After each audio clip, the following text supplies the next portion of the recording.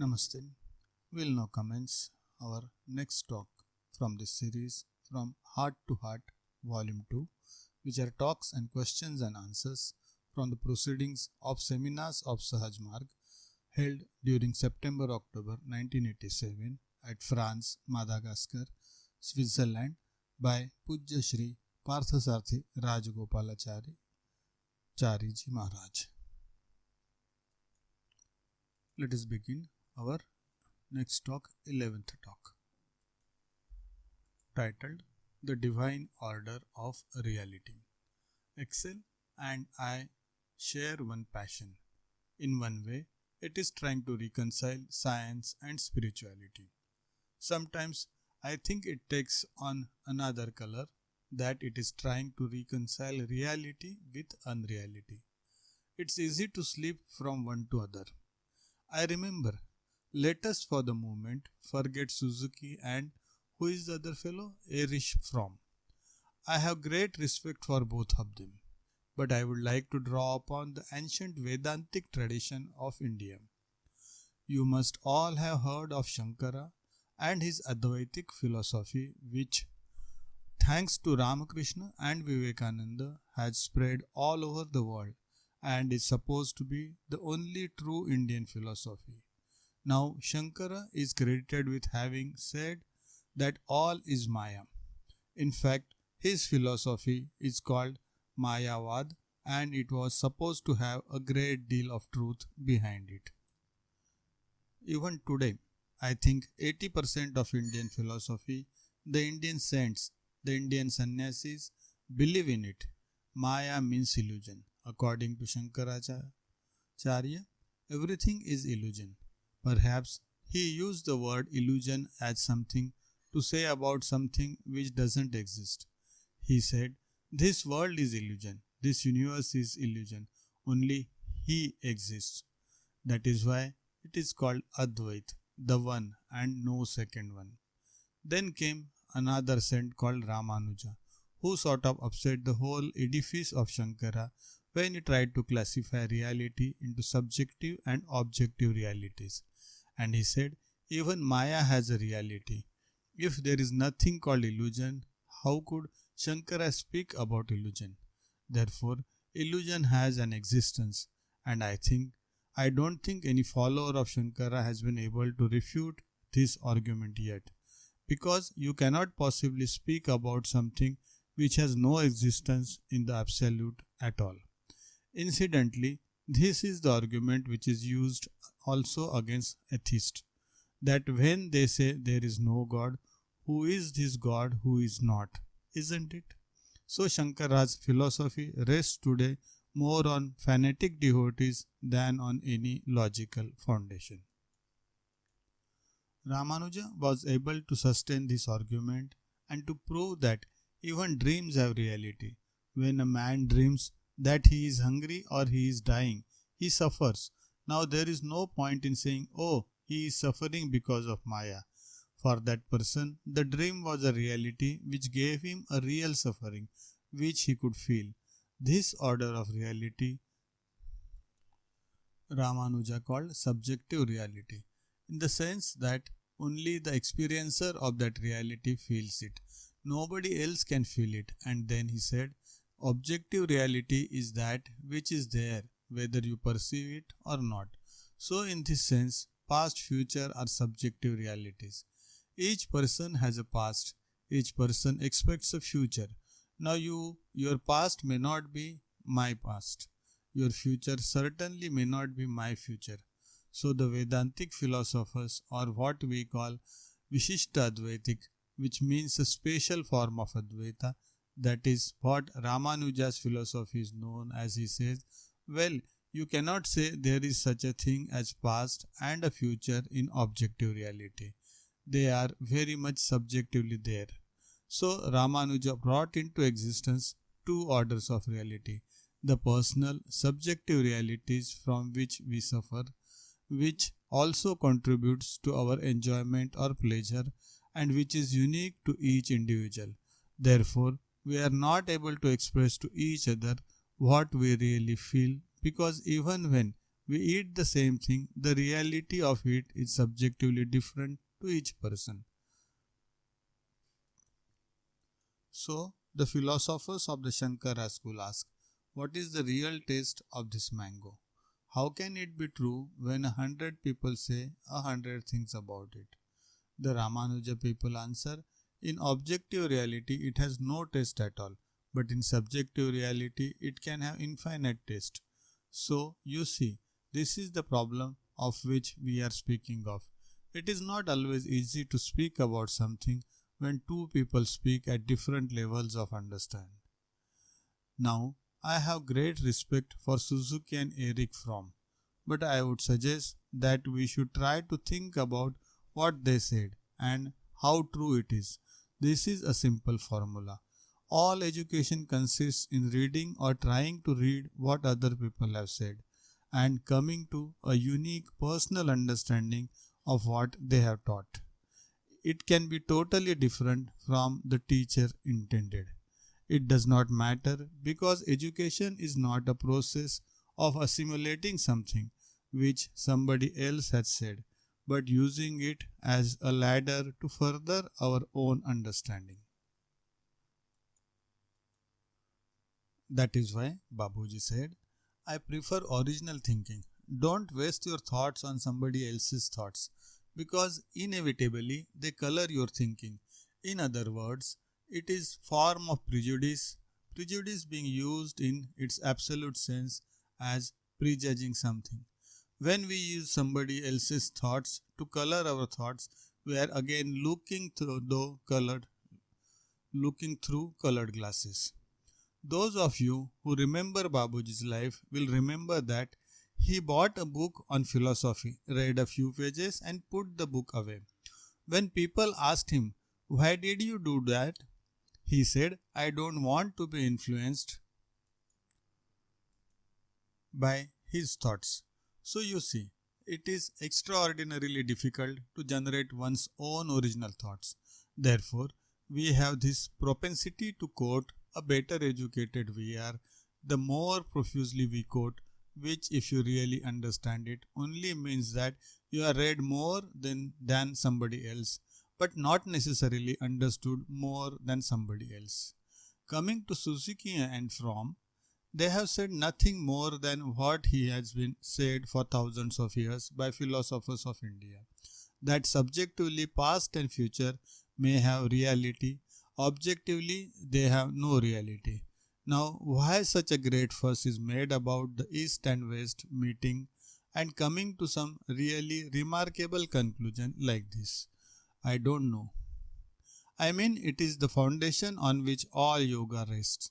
So, number one, I admire their, shall we say, effort to bridge the gap between the East and the West, but their conclusion is by no means original, nor startling, and perhaps not even true, as I shall try to explain a little later. Because Babuji Maharaj comes on the scene and he introduces a third order of reality. He is not satisfied with the subjective and the objective. He said, both of these can be perceived by the human mind. Even objective reality is what the human mind perceives. Therefore, it must be subject to the limitations of the human mind, however small those limitations might be. For instance, take a telescope. What is the difference between a 1-inch telescope and 400 inches telescope? One sees more than the other. But has there ever been a telescope or will there ever be a telescope which can see all the heavens in one glance? Not possible. So, to human perceptions, totality of vision is not possible. Try to look a statue in the round, as they say, as a three-dimensional thing and you cannot see it from all the sides at the same time. Again, totality of vision is impossible. So, Babuji Maharaj said, even the greatest saint would have limitations on his perpetual capacities unless he was able to penetrate into another order of reality, which he called reality. You see, which is neither subjective nor objective, but reality. So that is what we are trying to achieve here. Whether we have a past and a future in this that reality was a question which was somewhat of an obsession with me. Because I had a past which is indubitable, I inspired for a future which cannot be said to be not existing. I had a fascination, and it was my hobby to read enormous quantities of science fiction. I still indulge in it occasionally. And one particular aspect of science fiction which has always been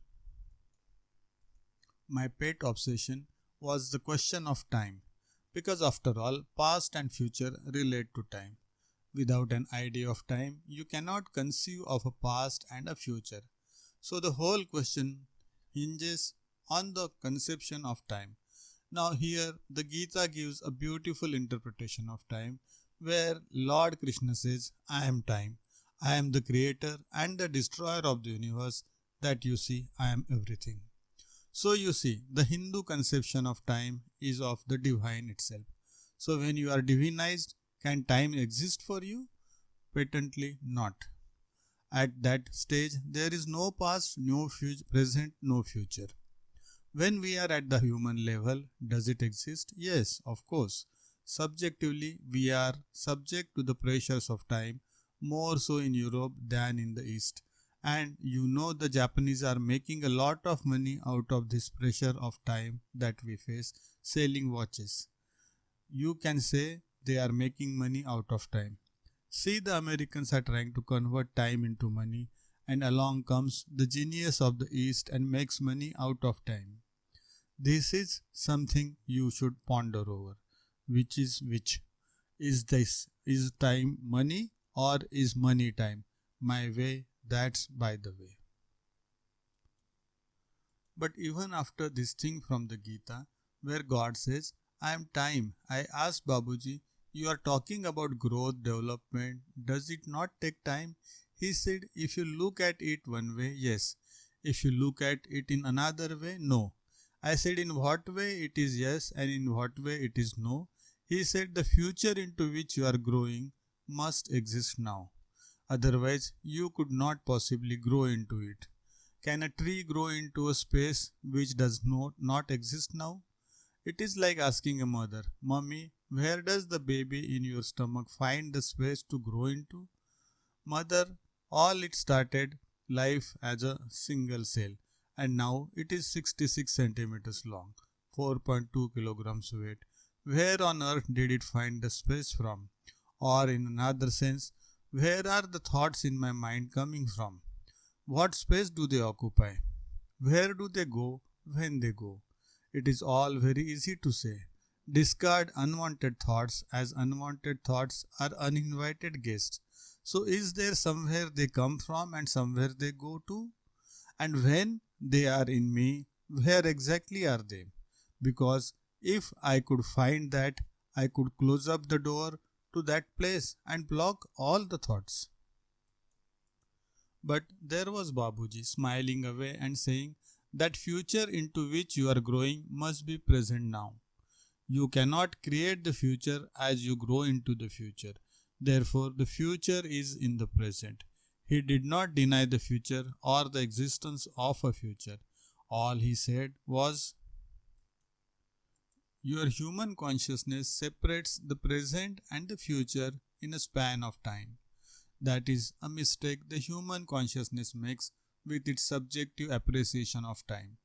If you agree that God is there, He is eternal, He has no time, but He is time, then the appreciation of God assumes a double-faced aspect, one who is everywhere, at all times, simultaneously present, the other mysteriously as something we have to try and achieve. So this is again this invertendo business. As I said yesterday, you can neither say he is nor he is not. He is not to someone who has not realized through experience his existence. He is to someone who has realized his existence. This is subjective and objective. In the third order of reality, which Babuji said reality, he is.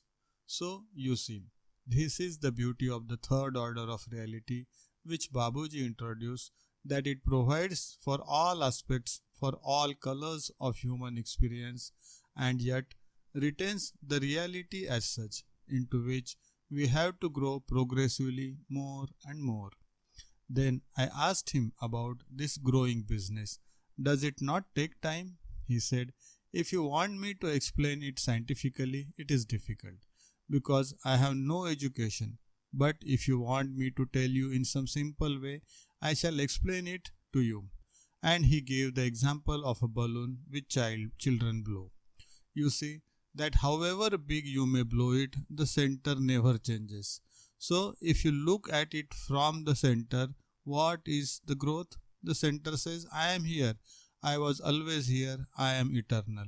So what is the growth associated with the center? Therefore, I think Babuji called the goal or the divine existence at the center. Whether the universe expands or whether it shrinks, the center is not affected because expansion is from the center. Contraction is towards the center. The center is permanent, it is eternal, unchanging, unaffected by expansion and contraction. So he said, in this sense, since the center is in you too, the divine center, in one sense you are not growing, but as long as you haven't realized it, what we call growth exists for you. So you see, this duality of growing, not growing, existing, non-existing, East, West, Suzuki and the other fellow, these things exist in our limited consciousness. Now, whether the past, the present and the future exist, the present certainly exists as the center of existence around which we are circling. Because as Excel correctly said, our consciousness of the past and the future is in the present. But I would suggest that he read a few pages in, I think, The Garden of Hearts, where I have referred to this difference between Babuji and ourselves. I don't know exactly what I have written there, but it deals with the question of living in the past, living in the present, living in the future, and how when human beings go back into the past, though they bring the past into the present in an absolute way, in a subjective way, they are taking themselves into the past and therefore denying themselves the opportunity the present gives them. The same thing happens when we are projecting ourselves into the future in daydreams, wishful thinking, thinking of what you want to happen to you. I wish I had a car. I wish I had a wife. Things like that, wishful thoughts. There too, in absolute terms, it is right to say we are bringing the future into the present or some thought of the future into the present. But where are we? We are trying to be in the future, again denying ourselves the opportunities the present is giving us. So you see, in this sense, philosophers, saints, they say, live in the present because the present is the only thing which has three orders of reality. It has subjective reality, it has also objective reality, it also is real. In this sense, the present is absolute. Of the past, you can only say it has subjective reality. It will give you a common example. I will give you a common example. Very often children look at the marriage albums of their father and mother, photographs and they want to know why they are not there in that. See, they assume that the past which their parents had is also their past. Their past only began with their birth in a human sense. So these are limitations. So when we deal with or speak of orders of reality, we have to be very careful. But please remember that as human beings, the past and the future have a certain reality for us, subjective for each one, but objectively not present. In reality, perhaps it has a place. We don't know. We have to find out. The present for all of us is made up of all three realities, which only is another way of saying that reality includes within itself subjective and objective realities while transcending both. Therefore, the present is the seed from which the future can be made objective. But look at it in another way. The tree which has to grow is already in the seed. Therefore, if you look at it from that way, the tree is there now. All that you are thinking of is in your human consciousness, objectivizing it. So, you see, this is the subject which is quite unnecessarily complicated by thinking of the past and the future. So, Babuji put it in a very delightfully simple way. He said, forget the past. So, for us in Sahaj Marg, the past doesn't exist. What about the future? If you think from the center, there is no future. If you think of it from the periphery, it is a question of sinking into the center, going towards the center, which C said is going home.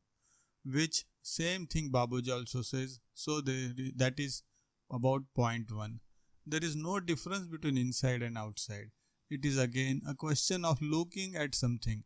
If you are on one side of the window, you are looking inside. From the other side, you are looking outside. If there were no window, no house, there is no outside and inside. So I have referred to this in one of my talks. I don't know where, perhaps in Wales. Most of these subjects I have dealt with in that talk, but I cannot remember what I said. You see, so the inside and the outside come when you put even a silk piece, the left and the right. The inside and the outside, the top and the bottom, in effect, they are the results of cutting up space into bits of things like rooms and halls and houses and mansions. Space has no inside and outside. So it is a creation of matter. So where there is no matter, there can be no inside and outside. When we deal with the spiritual universe, which by definition is non-material, there can be no inside and outside. It is a universe, but yet has no inside and outside. So in that sense, yes, but again in a limited human sense also they have an existence. So it is a question not of denying one order of reality and affirming another order of reality that tragic Mr. Shankara made in the 6th century. What's so new about it? The tragedy must be turned to our use, that without denying the lower orders of reality, we must transcend them. And now, you cannot transcend something whose existence you deny. So this is the great danger that India faced and is still facing. You see that the sannyasis are sitting under the trees smoking and blissfully denying the existence of this universe of themselves. And if you ask them, why are you sitting under a tree smoking? They say, my son, for you it is smoking. For me, I am not here. How can I smoke? Quibbling, we call it quibbling in English. You see, patently a lie. So, to accept the lower order of reality becomes essential. Then we can use it as a step on our onward journey and transcend it. Otherwise, it is like saying, no, this doesn't exist. Then we are compelled at one stage into sinking into our other morbid orders of reality, totally subjective, self-enclosing, self-constricting, which eventually physically also lands us in the mental asylum. So, by denying orders of reality which are real, however subjective they may be, where we run into the danger of creating unreal orders of reality and become paranoid, schizophrenic, and things like that. Therefore, the healthy mind must accept first the existence of subjective reality, grow out of it, perceive objective reality, then transcend that into a sphere of the real. So this is the way of, shall we say, natural growth into the divine. That is what my master offers in the Sahaj Marg system. As for the third point, human life offers a unique chance of becoming conscious that we are really one. Question: what we really are? Answer: what we really are? of who you really are. You said, well, here I don't need to explain anything because Babuji said, we all know who we are. We apologize to Suzuki and from. We have to find out what we are, you see. So this is the way of Sahaj Marg. I am grateful to be for giving me an opportunity to explain this third order of, shall we say, the divide order of reality, which we perceive as the third. Babuji does not make that mistake. He says towards infinity. It is a concomitant of growth that we shall perceive what we have hitherto not perceived. Concomitant meaning naturally associated. That which we have not perceived, we shall perceive now. Like when you climb up a mountain, the perspective changes all the time. Babuji did not limit even the real to his own perception at any moment in time, which would have been an extraordinarily arrogant thing to do.